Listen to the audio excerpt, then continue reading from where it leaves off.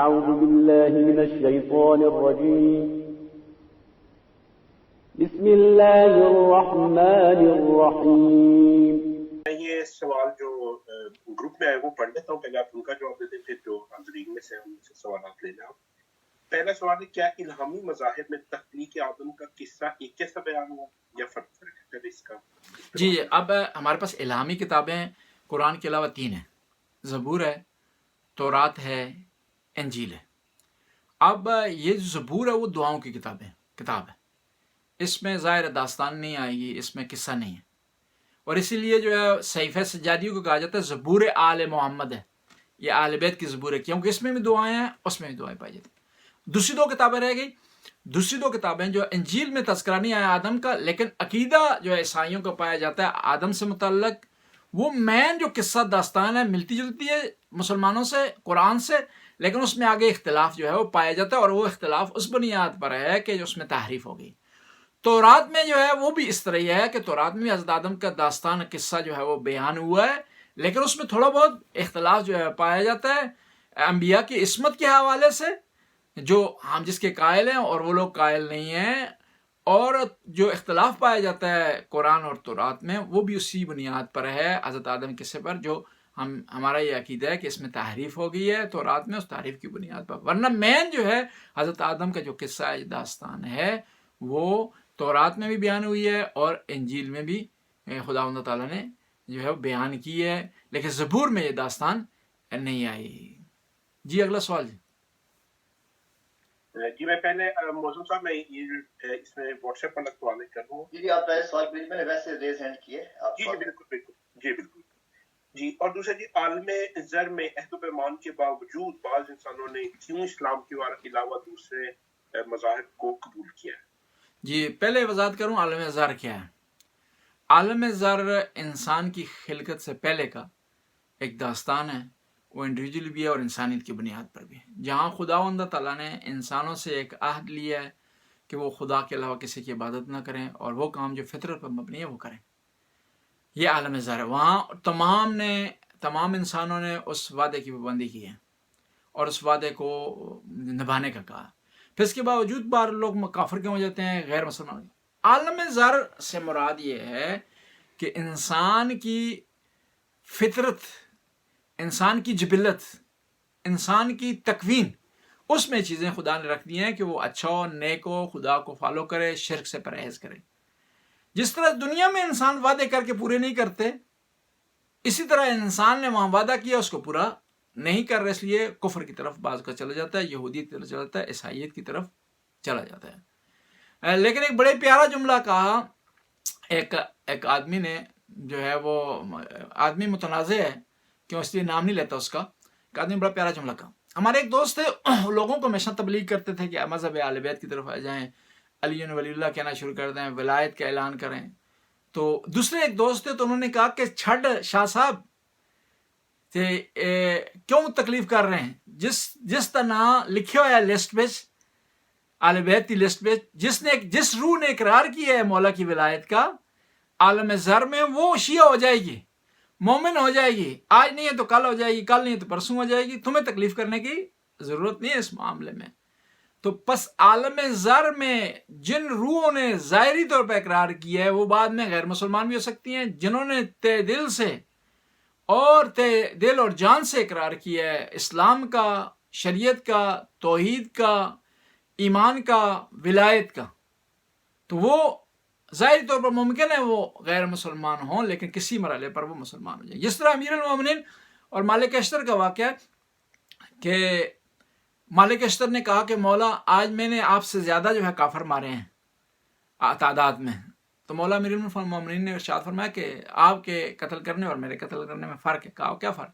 کہا کہ میں اس کو قتل نہیں کرتا ہوں جس کی کسی ایک نسل میں آئندہ کسی مرحلے پر ایمان کی رتی برابر ہو، ایمان کا نور ہو اس کے کسی نسل میں، کسی حصے میں، کسی شخص میں، تو اس کو میں جو ہے وہ نہیں کرتا جو ہے وہ قتل.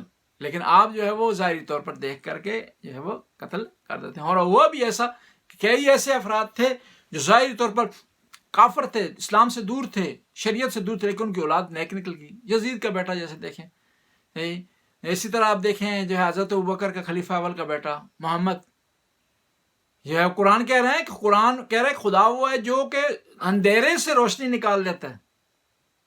تو اس کی شریعت میں مثال ملتی ہے یہی کہ جو ایک کافر کا مسلمان بیٹا ہو جائے تو گویا کیا کیا خدا نے کیا کیا کہ اندھیرے سے ایک روشنی نکال دی، اندھیرے سے نور نکال دیا.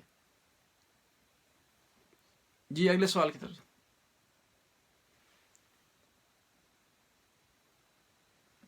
جی آپ جس طرح آپ کریں گے سوال، ایک اور سوال اگر میں وہ کر لوں پھر آپ یہ واٹس ایپ کے ہو لیں گے. اس میں مولانا شبیر میسمی صاحب کا کوئی قرآن سے متعلق متنازع بیان ہے، وہ میں نے تو نہیں سنا، آپ تھوڑا اس کی وضاحت فرما دیجیے اور اس کے بارے میں آپ کی کیا رائے ہے؟ جی عاصم آپ نے سنا ہے وہ بیان ہے شبیر میسمی صاحب کا؟ جی نہیں، میں نے نہیں سنا. جی میں نے نہیں سنا. ہاں جی میں آپ کو بتاتا ہوں. شبیر میسمی صاحب کراچی کے ایک بہت بڑے عالم دین ہیں، اکثر جو ہے وہ ٹی وی پہ شیعوں کی طرف سے آتے ہیں ڈیبیٹ کرتے ہوئے. انہوں نے ایک بیان یہ دیا ہے کہ ہم نے قرآن کے 2 نئے نسخے ڈھونڈ لیے ہیں اور وہ قرآن جو آئمہ کے ہاتھ کا لکھا ہے اور وہ اصل قرآن ہے، اور ہم نے برٹش میوزیم سے اس کی تصدیق بھی کروانی ہے. اس کے بعد ہم اعلان کریں گے کہ اصل قرآن ہمیں مل گیا. یہ انہوں نے بیان دیا ہے اور اس کے خلاف جو ہے وہ جو غیر شیعہ حضرات تھے انہوں نے بڑا جو اس کو اچھالا ہے اور بڑا اس کا پروپیگنڈا کیا. یہ بیان میں کچھ کوتاہیاں کی ہیں شبیر میسمی صاحب نے جس کی وجہ سے دشمن کو موقع ملا ہے، اور کوتاہیاں ان کو نہیں کرنا چاہیے تھی. ان کے بیان سے یہ ظاہر ہو رہا ہے کہ یہ قرآن جو موجود ہے اس قرآن کو ہم نہیں مانتے، ایک اصل قرآن کے ہم منتظر ہیں، اصل قرآن کے ایک منتظر ہیں، اس کو ہم فالو کریں گے، اس کو سامنے میدان میں، اور وہ اصل قرآن جس کے ہم منتظر تھے وہ ہمیں مل گیا. یہ ان کی خطا تھی. اس کا جواب یہ ہے کہ شبیر میسمی صاحب کا جو بیان ہے اگر اس سے یہ معنی نکل رہا ہے کہ یہ قرآن موجودہ ہم اس کو نہیں مانتے ایک اور قرآن ہے، تو یہ سراسر غلط ہے. ان کا بیان صحیح نہیں ہے، حقیقت میں مبنی ہے نہیں ہے. کیونکہ شیعہ علماء، شیعہ ائمہ، شیعہ فقہا اور اسی طرح شیعہ بزرگان شروع سے کہہ رہے ہیں کہ یہ قرآن جو ابھی موجود ہے مسلمانوں کے درمیان، ان کی مساجد میں، ان کی جو ہے عبادت گاہوں میں، ان کے گھروں میں، یہی قرآن مکمل ہے، اس میں کوئی چیز کسی چیز کی کمی نہیں ہے، کسی چیز کی زیادتی نہیں ہے. اور اس کے بارے میں جو کوئی انکار کرتا ہے اس بات کا قائل ہے کہ وہ یہ قرآن مکمل نہیں ہے یا اس میں کچھ چیز زیادہ ہے، تو وہ اسلام سے، دین سے، شریعت سے وہ خارج ہے. اور اس کی بہترین دلیل یہ ہے کہ یہ قرآن اگر مکمل نہ ہوتا تو امیر المومنین نے 4 سال حکومت کی ہے، تو اس وقت امیر المومنین جو ہے وہ اصلی قرآن، یہ اگر اس کو اصلی نہ مانتے، کوئی اور کو قرآن ہوتا تو اس کو لاگو کرتے، اس کو میدان میں لے آتے. یا امام رضا ولی عہد رہے ہیں جو ہے مامون کے زمانے میں، مامون کو یہ کہہ سکتے تھے کہ اب وقت آ گیا ہے، اب ٹائم آ گیا ہے کہ تم اس نئے قرآن کو، اصلی قرآن کو جو ہے اس کو لاگو کرو.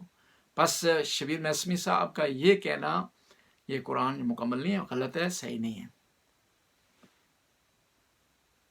جی آپ صاحب آپ سوال کریں. جی بہت شکریہ. میرا سوال جو ہے وہ ہو سکتا ہے میری ذہنی سوچ ہی ہو. آج کی آیت جو ہم جس کی تفسیر ڈسکس کر رہے تھے اس کے سلسلے میں ہے کہ جب خدا ایک طرف کہتا ہے کہ انی جاعل فی الارض خلیفہ، کہ میں زمین پر اپنا خلیفہ بنانے والا ہوں، تو پھر تخلیق حضرت آدم حضرت حوا کے بعد ان کو جنت میں کیوں رکھا، ان کو ڈائریکٹلی زمین پہ کیوں نہیں بھیج دیا؟ کہ اس سلسلے میں کچھ ہمیں رہنمائی ملتی ہے یا یہ حکمت خداوندی تھی؟ جی یہ سوال آپ نے بہت بہترین سوال کیا ہے. اس کے 2 جواب دیے ہیں جو علماء نے. پہلا اس کا جواب یہ ہے کہ یہ جنت سے مراد اسی زمین کے اندر ایک باغ ہے، کیونکہ اس سے مراد وہ جنت نہیں ہے جس نے ہم نے جانا ہے.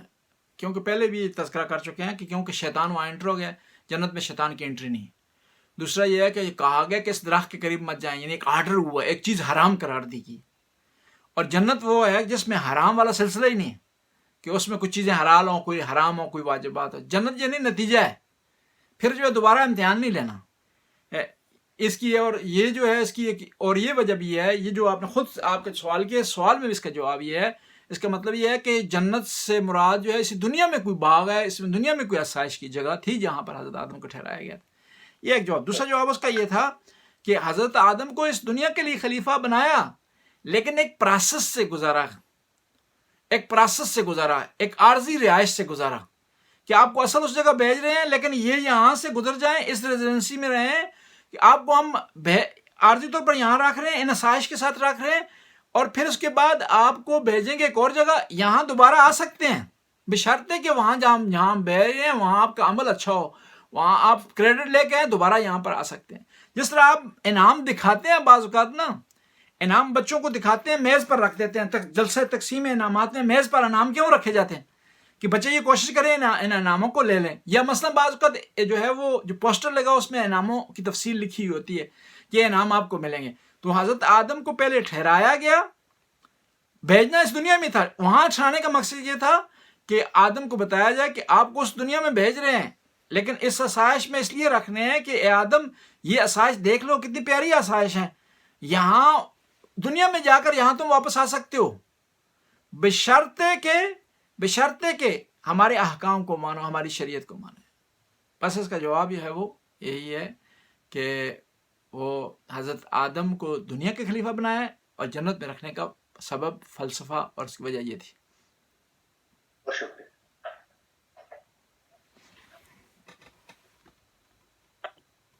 جی قبلہ، ایک سوال میرے بھی ذہن میں آ رہا ہے، وہ یہ کہ جس طرح جب بھی اب ٹی وی پہ رپورٹس وغیرہ لگتی ہیں اور اس طرح کے جرم وغیرہ کے جو کیسز ہوتے ہیں، ان کے اندر جب بھی کسی قاتل کو یا ظالم کو پکڑا جاتا ہے تو وہ ان میں سے اکثر جو ہے وہ یہی کہتے ہیں کہ جی اس وقت پہ میرے اندر شیطان آ گیا تھا اور میں مطلب یہ غلط حرکت کر بیٹھا، جو بھی انہوں نے قتل کیا ہو یا زیادتی کی ہو. تو مطلب یہ کہ شیطان کو مورد الزام ٹھہرا کر اس کو اس سے مطلب اس کا کیا دین میں اس کا کیا ہے کہ آپ شیطان کو غلط کام کر کے آپ شیطان کو بلیم تو نہیں کر سکتے.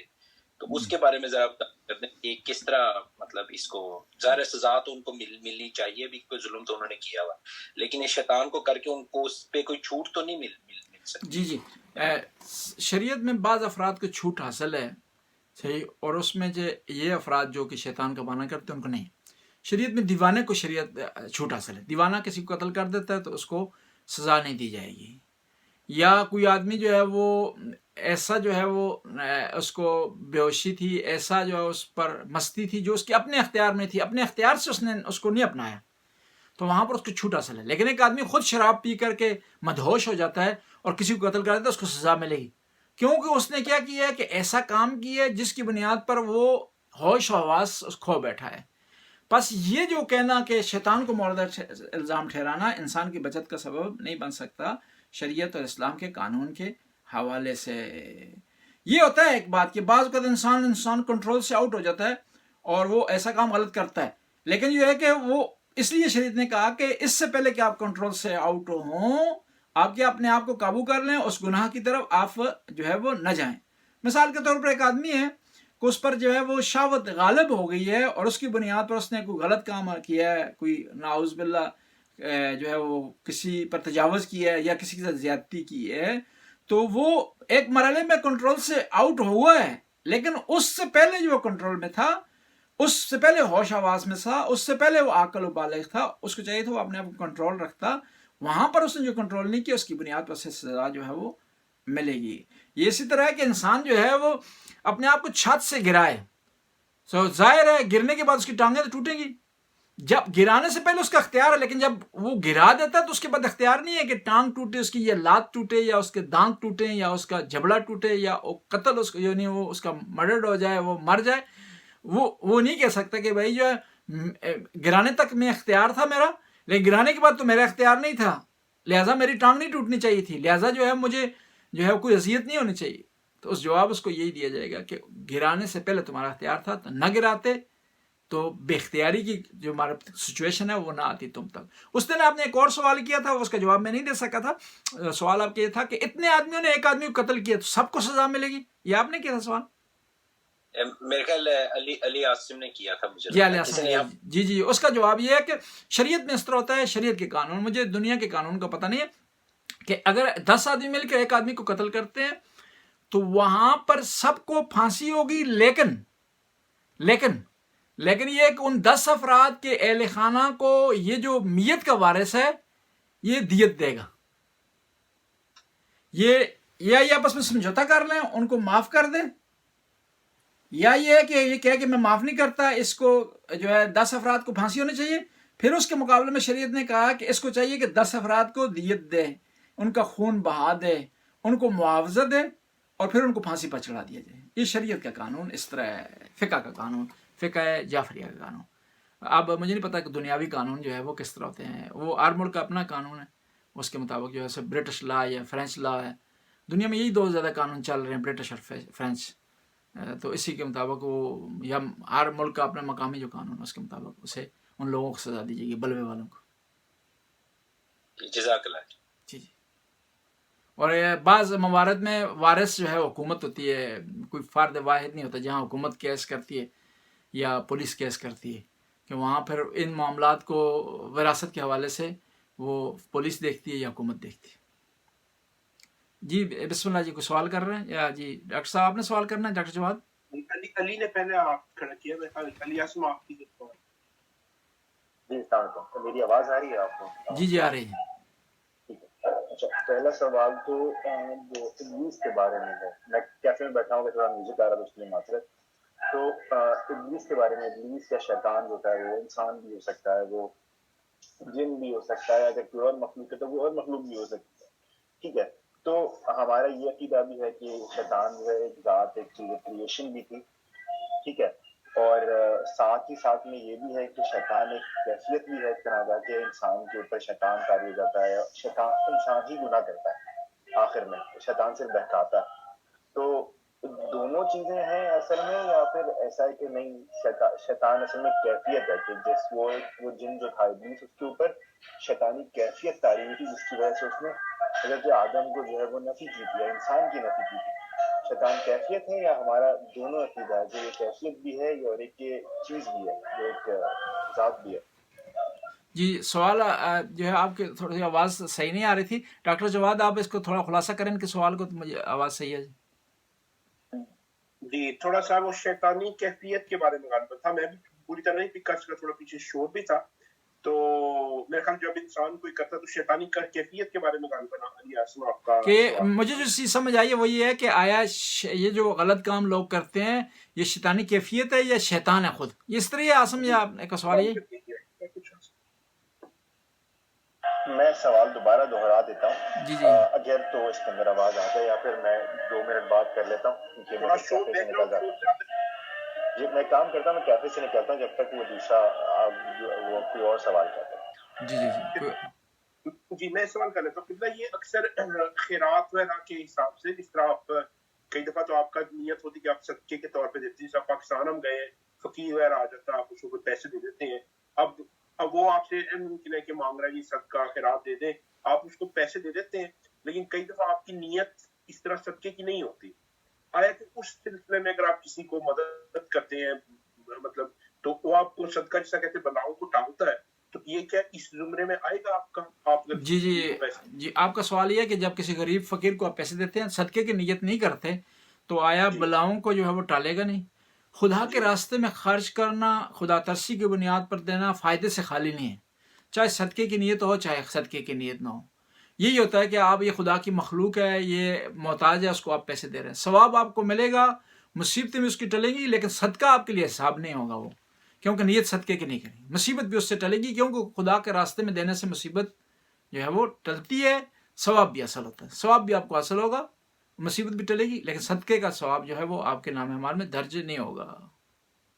اگر قبلہ ہم لوگ مطلب اپنے طور پہ نیت کر لیں کہ میں پاکستان جا رہا ہوں، کہ میں کسی فقیر کو دوں گا تو میں صدقے کی نیت سے دوں گا، ابھی سے اگر میں نیت کر لوں تو پھر غالباً اس طرح پہ میں صدقے اس میں کاؤنٹ ہو سکتا ہے.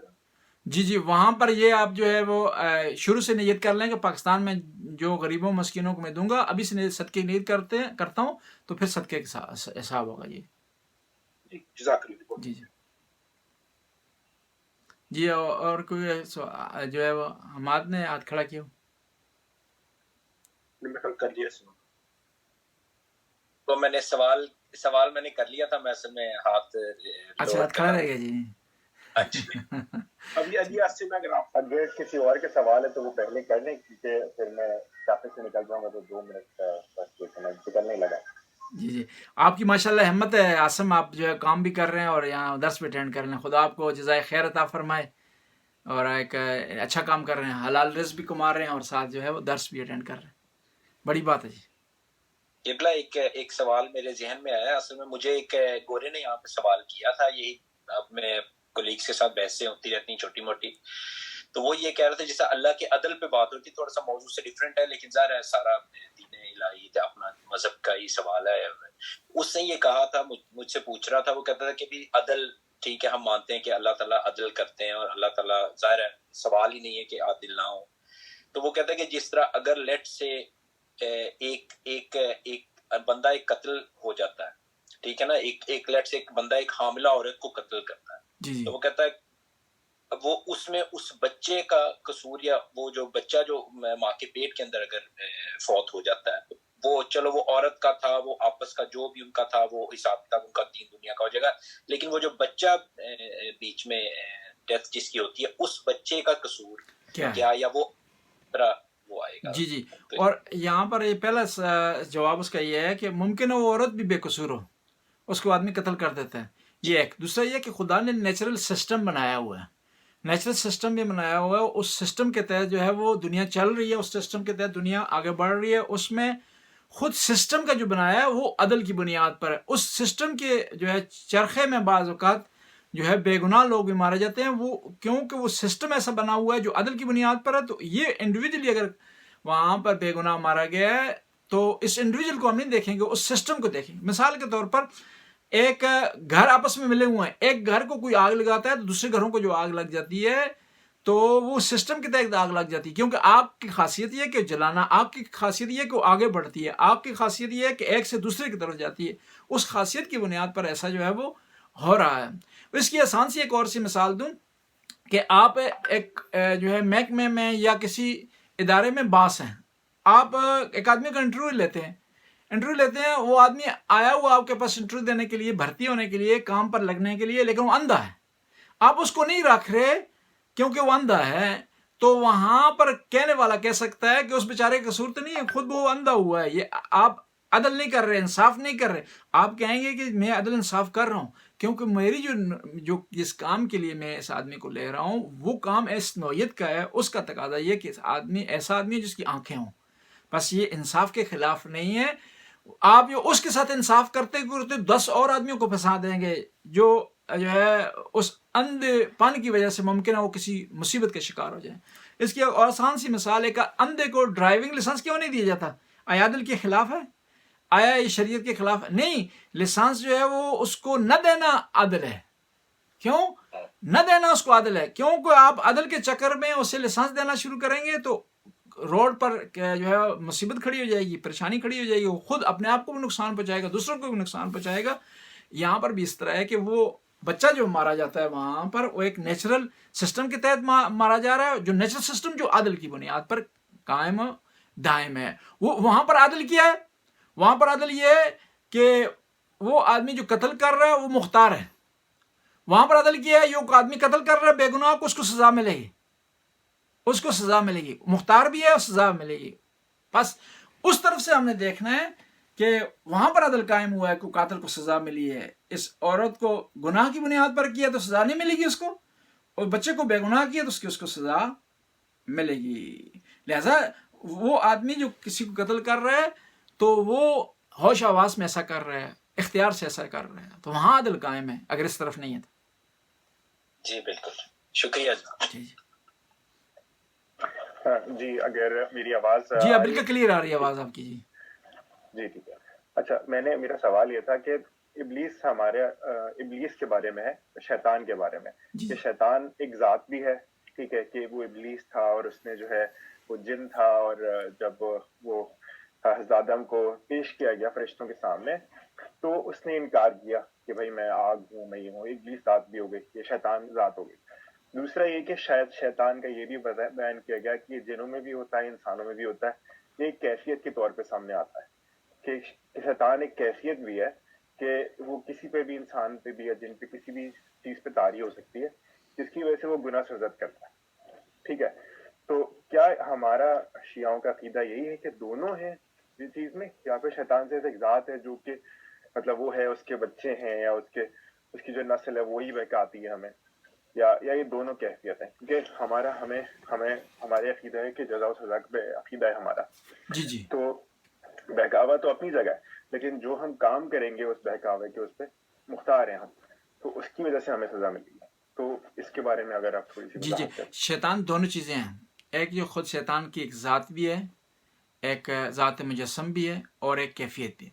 اور جب کیفیت ہوتی ہے تو ہم اس کو نفس امارہ کہتے ہیں، جو ہے وہ امارۃ بالسوء، جو برائی کا حکم دیتا ہے، جو انسان کے اندر حیوانی طاقت ہے، اس کو جو ہے وہ ہم کیفیت کو بھی کہہ سکتے ہیں، اور دوسرا ذات بھی ہے، دونوں ہو سکتے ہیں.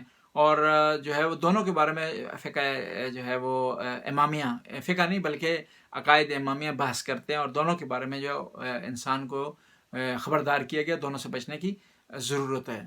اور یہ جو ہے یہ بھی ہو سکتا ہے کہ شیطان کے چیلے بھی ہوں، اور بعض انسان بھی جو ہے وہ شیطانی شکل اختیار کر گئے ہوں.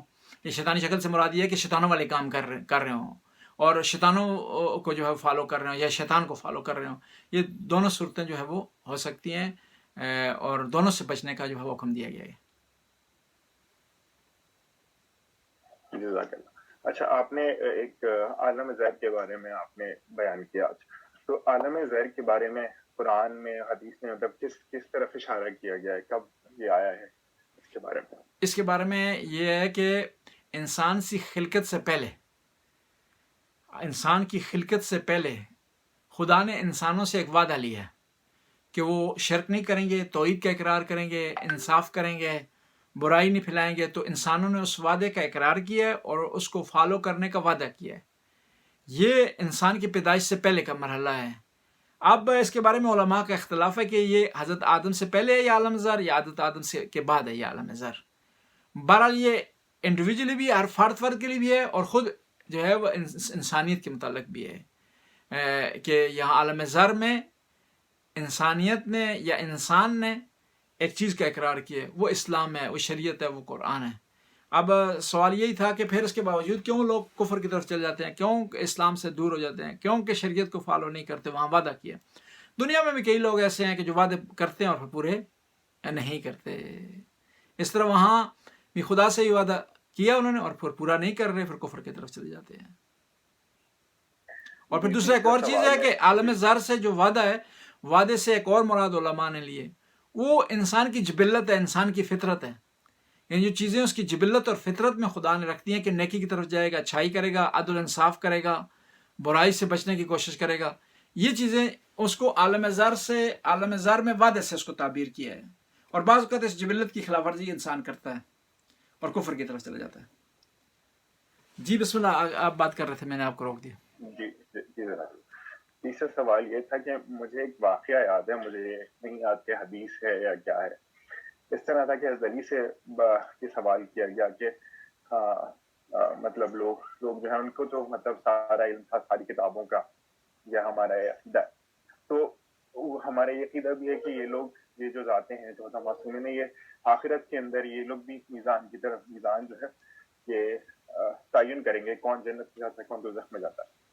انہوں نے کہا، اور اس کے واقعے میں تو یہ تھا کہ جو لوگ انجیل پہ ایمان رکھتے ہیں ان کا انجیل کے حساب سے حساب ہوگا، جو زبور پہ ایمان رکھتے ہیں ان کا زبور کے حساب سے حساب ہوگا، یا جو جس پہ ایمان رکھتا ہے اس کا اس کے حساب سے جو ہے وہ حساب و کتاب ہوگا. یہ کیسی یہ صحیح ہے؟ ہم اس پہ عقیدہ ٹھیک ہے یہ یا غلط ہے، یہ صحیح روایت ہے؟ جی یہ روایت کسی حد تک صحیح ہے کہ اس کے پہلو جو ہے وہ مخفی ہیں، اور وہ اس کو جو ہے وہ سمجھنے کی ضرورت ہے. اگر اسلام کے آنے سے پہلے ایک یہودی اگر جو ہے یا عیسائی وہ عمل کر رہے ہیں اپنے مکتب کے مطابق، اور وہ عمل بھی تعریف شدہ تورات کے مطابق نہیں ہے، وہ اصلی تورات کے مطابق ہے، تعریف شدہ انجیل کے مطابق نہیں ہے، وہ اصلی انجیل کے مطابق ہے، تو وہ اس کا حساب و کتاب اسی انجیل اور تورات کے حساب سے ہوگا جو ہے. لیکن قرآن کے آنے کے بعد وہ احکام جو تورات اور قرآن میں آپس میں جو ہے ایک دوسرے سے اختلاف رکھتے ہیں اور مخالف ہیں، وہاں پر اگر وہ تورات پر عمل کر رہا ہے، قرآن پر عمل نہیں کر رہا، تو اس کے مواخذہ ہوگا، اس کو قرآن سے مطابق اس کی سزا و جزا ہوگی. یعنی دیکھیں آپ جو ہے تورات ہے پہلے، پھر اس کے بعد انجیل آئی ہے، پھر قرآن آیا ہے. تورات اس وقت تک نافذ عمل ہے جب تک انجیل نہیں آئی. اور جب انجیل آ گئی ہے اس وقت تک نافذ عمل ہے جب تک قرآن نہیں آیا، اور قرآن جب آ گیا تورات و انجیل دونوں منسوخ ہو گئے ہیں۔ ایک آدمی، ایک یہودی یا عیسائی قرآن کے آنے کے بعد ایسا مسئلہ جو قرآن اور تورات کے درمیان اختلافی ہے، تورات کے مطابق عمل کر رہا ہے تو اس کو سزا ملے گی، قرآن کے مطابق اسے عمل کرنا چاہیے۔ اور قرآن کے آنے کے بعد وہ لوگ جو قرآن کے آنے کے بعد قرآن ان تک پہنچا ہے، قرآن تک ان کو رسائی تھی، وہ اگر تورات و انجیل پر عمل کر رہے ہیں تو ان سے وہ چیز قبول نہیں کی جائے گی، قرآن کے مطابق فیصلے ہوں گے۔ وہ حدیث اس طرح نہیں ہے، وہ حدیث اس طرح ہے جو مجھے یاد آتی ہے کہ علی علیہ السلام نے فرمایا لو ثنی علی الوسادہ لحکمت بین اہل التورات بتوراتہم بین اہل الانجیل بانجیلہم وبین اہل الفرقان بفرقانہم، کہ علی السلام نے فرمایا کہ اگر میرے لیے ممبر قضا بچھا دیا جائے تو میں تورات والوں کے درمیان تورات سے فیصلے کروں گا، قرآن والوں کے درمیان قرآن سے فیصلے کروں گا، انجیل والوں کے درمیان انجیل سے فیصلے کروں گا۔ اس کا مطلب یہ نہیں ہے کہ جو ہے ہر قوم کو اس کی کتاب کے مطابق فیصلہ ہوگا۔ علی علیہ السلام یہ بتانا چاہتے ہیں کہ مجھے تورات کا بھی علم ہے، مجھے انجیل کا بھی علم ہے، مجھے قرآن کا بھی علم ہے، یہ بتانا چاہتے تھے، نہ یہ کہ پیغمبر محمدی کے آنے کے بعد، قرآن کے آنے کے بعد علی علیہ السلام جو ہے وہ تورات کو اتھینٹک مانتے ہیں اور اس کو اپنی جگہ محفوظ مانتے ہیں اور اس کو منسوخ شدہ نہیں مانتے۔ جی جزاک اللہ۔ قبلہ ایک تو آخر میں اگلے سیشن کا بھی بتا دیجیے ذرا، آگے تھوڑی چھٹی کے بارے میں۔ جی اگلا آپ دیکھیں کہ جو ہے وہ 31 جو ہے نہیں 1 جنوری کے بعد کون سا ہفتہ آ رہا ہے، کس تاریخ کو آ رہا ہے؟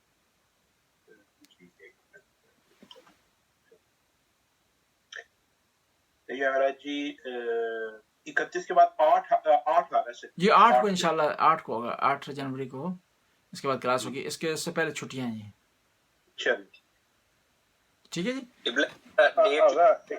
جی سوری، میں ایک سوال مجھے ذہن میں آیا تھا کیونکہ آخری سیشن ہے میرے خیال سے، تو ایک سوال اور میرے ذہن میں تھا۔ جی ضرور جی۔ تو عدل کے بارے میں ہے، ٹھیک ہے، عدل کا جو عقیدہ میری سمجھ میں آیا ہے وہ یہ ہے کہ اگر خدا نہ خواستہ کوئی آپ سے 5 روپے کی چیز لیتا ہے، غلط لیتا ہے، تو آپ اس سے 5 روپے ہی واپس لیں گے، ٹھیک ہے۔ تو اگر اس عدل کے پیمانے کو ہم دنیا اور آخرت پہ رکھ کے دیکھیں کہ آخرت کے اندر دنیا کی پوری زندگی 100 سال اگر ہم کنسیڈر کر لیں، 60 سال کر لیں، تو شاید ایک لمحے کی یا ایک دن کے برابر ہوگی مشکل سے۔ اور سزا و جزا کے بارے میں یہ ہے کہ دنیا میں جو ہم نے کام کیے اس کی وجہ سے ہمیں ہو سکتا ہے کہ ہم دوزخ کے اندر یا کہیں اور جا کے ہم بہت لمبی سزا کاٹیں۔ تو عدل کے حساب سے تو یہ اور انصاف کے حساب سے یہ چیز ٹھیک معلوم نہیں ہوتی کہ جو ایک چھوٹی ہی چیز آپ نے کی اس کی آپ کو اتنی طویل سزا ہو۔ تو اس کے بارے میں اگر آپ کی وضاحت کریں۔ جی اس کی جی ہاں، بڑا جو ہے بہترین اور اوتھینٹک اور پائیدار سوال آپ نے کیا کہ سوال کے یوں اس طرح آپ کا اس کے تھوڑا جو میں سمجھاؤں وہ اس طرح ہے کہ خدا عادل ہے، وہ نہ کسی کو ایکسٹرا سزا دے گا اور نہ ایکسٹرا جزا کے معاملے میں سوال نہیں ہے، وہ عدل کے خلاف نہیں ہے۔ خدا مالک ہے، مالک جس کو جتنا دے کوئی اعتراض نہیں کر سکتا، صرف حاسد آدمی اعتراض کر سکتا ہے، حسد کرنے والا، لیکن خدا کے عدل کے خلاف نہیں ہے، کسی کو ریوارڈ دیتا ہے، دنیا میں 1 سال اس نے نیکی کیا اس کو ہمیشہ کے لیے جنت دے دے، وہ عدل کے خلاف نہیں ہے۔ ریوارڈ دینا، سزا دینا ہاں عدل کے خلاف ہے۔ کہ ایک آدمی نے 60 سال زندگی کی ہے، 70 سال زندگی کی ہے، پوری زندگی میں وہ دن شب روز اگر بھی گناہ کرتا رہا ہے نا، تو وہ ہمیشہ مستحق نہیں ہونا چاہیے جہنم کا، ہمیشہ دوزخ کا مستحق نہیں ہونا چاہیے۔ تو یہ کس طرح خدا کے عدل کے خلاف نہیں ہے؟ جواب اس کا یہ ہے کہ ایک جواب علماء اس کا یہ دیتے ہیں کہ اس کو سزا اور جزا نیت پر کی بنیاد پر دی جائے گی، نیت کی بنیاد پر دی جائے گی کہ وہ اگر 100 سال زندہ رہا ہے نا، اگر 1000 سال زندہ رہتا تو اس نے یہی کرنا تھا، یہی اس نے کرنا تھا، لہٰذا اس کو اس وجہ سے سزا دی گئی ہے ہمیشہ کی جہنم کی۔ ایک جواب۔ دوسرا جواب یہ ہے کہ بعض کام ایسے ہوتے ہیں وہ 1 گھنٹے میں سر انجام پاتے ہیں، 1 منٹ میں سر انجام پاتے ہیں، لیکن نتیجہ اس کا نقصان جو ہوتا ہے وہ ہمیشہ کے لیے ہوتا ہے۔ مثلا 1 منٹ لگا کسی کو قتل کرنے میں، لیکن وہ اس کے بچے تو وہ کم از کم 20 سال تو یتیم ہو گئے ہیں، اس کی بیوہ تو کم از کم 20 سال بیچاری رنج و مصیبت میں مشکلات میں جو مبتلا رہے گی۔ یہ جو شرک ہے، شرک ایسا کام ہے، یہ اگر 1 لمحے کے لیے ہو گیا ہے، لیکن وہ کام ایسا ہے، شرک کرنا ایسا گناہ ہے کہ جس کے اثرات، جس کے نتائج جو ہے ہمیشہ کے لیے رہتے ہیں۔ پس وہ جو کام اس نے کیا ہے، شرک والا کام کیا ہے، اگرچہ 60 سال اس نے کیا ہے، اگرچہ 70 سال اس نے کیا ہے، لیکن اس کا نتیجہ ایسا ہے جس کے لیے ہمیشہ اسے جو ہے سزا ملنی چاہیے. ورنہ جو ہے جو اس آدمی نے 5 منٹ میں قتل کیا وہ کہہ سکتا ہے کہ مجھے عمر قید کیوں مل گئی ہے. جس آدمی نے 5 منٹ میں ایک آدمی کو شدید زخمی کیا اس کو وہ کہہ سکتا ہے کہ میں نے تو 5 منٹ لگائے ہیں اس کو یہ زخم پہنچانے میں, مجھے 10 سال قید کیوں ہو گئی ہے. میں نے تو جو ہے وہ 2 گھنٹے اس کو اغوا کر کے رکھا ہے, مجھے 5 سال قید کیوں ہو گئی ہے. لہذا جو ہے جرم اور سزا میں بیلنس ٹھیک ہے, آپ کی بات بالکل صحیح ہے, جرم اور سزا میں بیلنس ہونا چاہیے صحیح. لیکن بعض ایسے جرم یہ ہیں کہ ان کے جو ہے وہ اس کے نتائج کو ہم نے دیکھنا ہے, اس کے ظاہری عمل کو ہم نے نہیں دیکھنا, اس کے نتائج کو دیکھنا, اس کا نتیجہ کیا نکلا اس کے مطابق اسے سزا ملنی چاہیے اور سزا ملے گی اس کے مطابق. جزاک اللہ. جی اللہم صلی علی محمد و آل محمد وسلم علی محمد و آل محمد وبارک علی محمد و آل محمد. خدا اس قلیل سی عبادت قبول و منظور فرما, ہمارے گناہوں سے درگزر فرما, نیک کام کرنے کی توفیق عطا فرما, برائیوں سے بچنے کی توفیق عطا, زمانے کے امام کے ظہور میں تعجیل فرما. یا اللہ تو غفور رحیم ہے, ہم ناچیز ہیں, ناداں ہیں, نہ سمجھ ہیں, ہماری عبادت میں کوتاہی ہو گئی ہو, اللہ سے معاف فرما. یا اللہ یہاں پر مومنین و مومنات ہیں, یا اللہ ان کی دلی آرزو پوری فرما, دلی حاجات پوری فرما, جو پریشان ان کی پریشانی کو آسانی میں تبدیل فرما, اولاد کو نیک اور صالح بنا, مرحومین کی مغفرت فرما. خدایا تیری بارگاہ میں ہم عاجزی سے عرض کرتے ہیں, تو ہر چیز کا مالک ہے, خالق ہے, اختیار رکھتا ہے, جس کو عطا کرے کوئی مانع نہیں ہو سکتا, جس سے روک لے اس کو عطا نہیں کر سکتا. یا اللہ تو ابھی تک تو نے ہمارے گناہوں پر پردہ ڈالے رکھا ہے, ہمیشہ ہمارے گناہوں پر پردہ ڈالے رکھنا, ہمیں رسوا ہونے سے, شرمندہ ہونے سے بچانا. خدایا ہم اولاد کی تربیت کی کوشش کر رہے ہیں, اسٹرگل کر رہے ہیں, یا اللہ اس میں کوتاہیوں سے معاف فرما. یا اللہ ہمیں اس اولاد کی نسبت آل بیت کی بارگاہ میں شرمندہ نہ فرمانا. ربنا آتنا فی الدنیا حسنہ وفی الآخرۃ حسنہ وقنا عذاب النار. آخر میں اپنے مرحومین مرحومات کے لیے ایک دفعہ سورہ فاتحہ کی تلاوت فرمائیں, سورہ اخلاص اور صلوات کے ساتھ. اللہم صلی علی محمد. بسم اللہ الرحمن الرحیم, الحمد للہ رب العالمین, الرحمن الرحیم, مالک یوم الدین, ایاک نعبد و ایاک نستعین, اہدنا الصراط المستقیم, صراط الذین انعمت علیہم غیر المغضوب علیہم ولا الضالین. بسم اللہ الرحمن الرحیم, قل هو اللہ احد اللہ الصمد لم یلد ولم یولد ولم یکن له کفوا احد. اللہم صلی علی محمد. ٹھیک ہے جی, انشاءاللہ آپ خیر سے جائیں بہت شکریہ. اور جو ہے وہ خیر خیریت سے جائیں. بہت خوبصورت جواب بھی دیا. ٹھیک ہے, آپ بھی دعا میں یاد رکھیے گا جی, سارے دعا میں یاد رکھیں. انشاءاللہ پھر چھٹیوں کے بعد ملاقات ہوتی ہے. ٹھیک ہے جی, جزاک اللہ. اوکے جی, خدا حافظ. خدا حافظ. السلام علیکم ورحمۃ اللہ وبرکاتہ. کیا تھی؟ وعلیکم السلام ورحمۃ اللہ وبرکاتہ. جی وعلیکم السلام جی, خدا حافظ. خدا حافظ.